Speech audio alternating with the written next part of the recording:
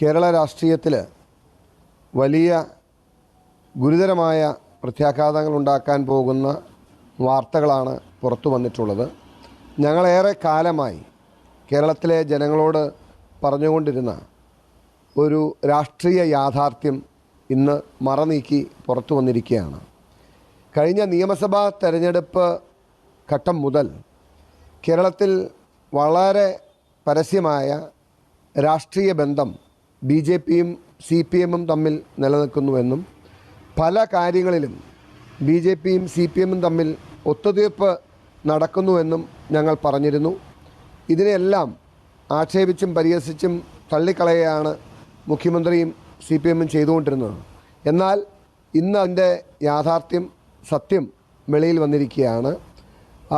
പ്രകാശ് ജാവദേക്കറെ പോലെ ഇത്രയും മുതിർന്ന പ്രധാനപ്പെട്ട ഒരു BJP നേതാവ് ഇരുട്ടിൻ്റെ മറവിൽ ഈ സമൂഹത്തെ മുഴുവൻ ഒളിവിൽ നിർത്തി, അല്ലെങ്കിൽ അവരെ മുഴുവൻ കണ്ണു മറച്ച് EP ജയരാജൻ്റെ മകൻ്റെ ഫ്ലാറ്റിൽ, അതായത് ഇടതുമുന്നണി കൺവീനറെ രഹസ്യമായി ചർച്ച ഉണ്ടായിരുന്നു എന്ന് പറയുമ്പോൾ ഇതിനപ്പുറം ഇനിയൊരു തെളിവ് കേരളത്തിൻ്റെ മുമ്പിൽ വരാനില്ല. ഇത് കാലങ്ങളായി CPM BJP നിലനിൽക്കുന്ന ഡീലിൻ്റെ ഒരു ഭാഗമാണ്. ഇത് വന്നതിന് ശേഷം ഏറ്റവും കൗതുകകരമായ കാര്യം, മുഖ്യമന്ത്രിയുടെ പ്രതികരണം എത്ര ലാഘവത്തോടും ലഘൂകരിച്ചുമാണ് പിണറായി വിജയൻ്റെ പ്രതികരണം വന്നത്. അത് ചേർത്ത് വായിക്കുമ്പോൾ ഈ എൻറ്റയർ എപ്പിസോഡ്, അല്ലെങ്കിൽ BJP CPM ബന്ധം എന്ന് പറയുന്നത് പിണറായി വിജയൻ്റെ കൃത്യമായ ഒരു ഒത്താശയോടു കൂടിയാണ് എന്ന് നിസ്സംശയം പറയാൻ കഴിയും. കാരണം ഈ BJP CPM ഡീലിൻ്റെ ഏറ്റവും വലിയ ബെനഫീഷ്യറി എന്ന് പറയുന്നത് മുഖ്യമന്ത്രി പിണറായി വിജയനാണ്. ഞാനിത് പറയാൻ കാരണം, നിയമപരമായി പരിശോധിക്കുമ്പോൾ സ്വർണ്ണക്കടത്ത് കേസിലും അതുപോലെ തന്നെ ലൈഫ് മിഷൻ കേസിലും അതിനേക്കാൾ അപ്പുറം മാസപ്പടി കേസിലും കേന്ദ്ര സർക്കാരിൻ്റെ വലിയ ആനുകൂല്യം ലഭിച്ചത് പിണറായി വിജയനും കുടുംബത്തിനുമാണ്. തീർച്ചയായിട്ടും പിണറായി വിജയൻ ഈ സംഭവം നടന്നത് കോൺഗ്രസിൻ്റെ ഏതെങ്കിലും ഒരു മുതിർന്ന നേതാവുമായി പ്രകാശ് ജാവദേക്കർ ചർച്ച നടത്തി എന്ന വാർത്തയായിരുന്നു ഇന്ന് വന്നിരുന്നതെങ്കിൽ ഇന്നത്തെ പിണറായി വിജയൻ്റെ ശരീരഭാഷയും പ്രതികരണവും വാക്കുകളും എങ്ങനെയായിരിക്കുമെന്ന് കേരളത്തിന് ഊഹിക്കാവുന്നതാണ്. ഇതിപ്പോൾ ഇടതുമുന്നണിയുടെ കൺവീനർ തന്നെ ഇത് സമ്മതിച്ച നിലയ്ക്ക് MV ഗോവിന്ദനും പിണറായി വിജയനും നടത്തുന്ന പ്രതികരണങ്ങളിൽ നിന്നും കേരളത്തിലെ ജനങ്ങൾക്ക് ഇത് വായിച്ചെടുക്കാൻ കഴിയും. ഞാനൊരു കാര്യം പറയുന്നു, ന്യൂനപക്ഷങ്ങൾക്ക് മുമ്പിൽ CPMൻ്റെയും മുഖ്യമന്ത്രിയുടെയും മുഖം നഷ്ടപ്പെട്ടിരിക്കുകയാണ്.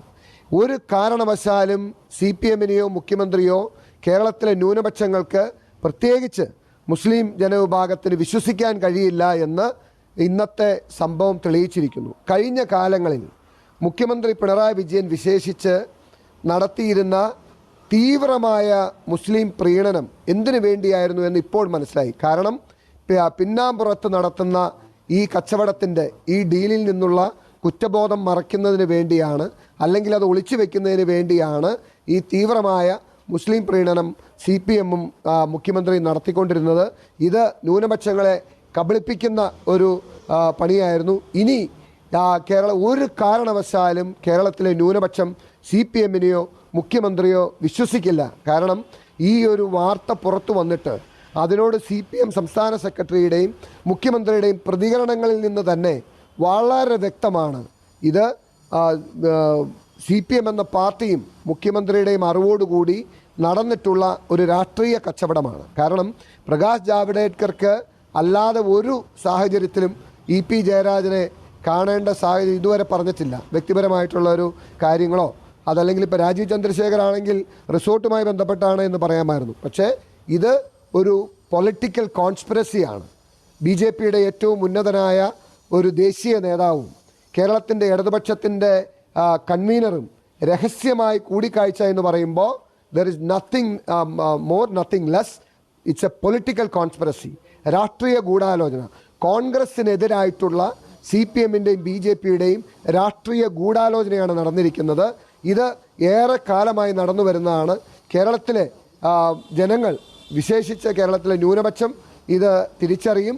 ഇതിന് വലിയ തിരിച്ചടി ഈ തെരഞ്ഞെടുപ്പിലും വരും നാളുകളിലും CPM-നും മുഖ്യമന്ത്രിക്കും ഉണ്ടാകും. മുഖ്യമന്ത്രി CPM ഇന്ന് ഈ ചിഹ്നം സംരക്ഷിക്കാൻ ശ്രമിക്കുമ്പോൾ മുഖ്യമന്ത്രി കുടുംബത്തെ സംരക്ഷിക്കാൻ ശ്രമിക്കുന്ന കാഴ്ചയാണ് നമ്മൾ കാണുന്നത്.